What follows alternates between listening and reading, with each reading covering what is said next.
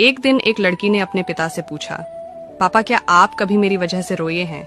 उसके ऐसा पूछने का कारण ये था कि उसने कभी भी अपने पिता को रोते हुए नहीं देखा था। इस सवाल के जवाब में पिता ने कहा, हाँ, एक बार ऐसा कुछ हुआ था जब तुम्हारी वजह से मैं रोया था।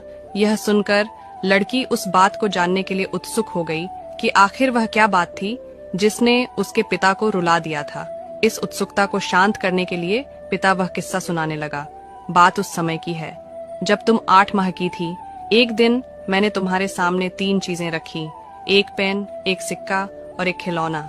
मैं ये जानना चाहता था कि तुम उन तीनों चीजों में से क्या उठाओगी। उनमें पेन बुद्धिमत्ता का प्रतीक था, सिक्का धन का और खिलौना मनोरंजन का प्रतीक था। मैं ये सब बस एक जिज्ञासा के कारण कर रहा था। मेरे लिए ये जानना बहुत रोचक था कि मेरी बेटी के लिए आगे जाकर क्या सबसे अधिक मायने रखेगा। मैं तुम्हारे सामने बैठकर बेसब्री से तुम्हारे अगले कदम का इंतजार कर रहा था। मैंने देखा कि कुछ देर बैठकर तुम उन चीजों को देखती रही, फिर घुटनों के बल पर चलते हुए उनकी ओर बढ़ी।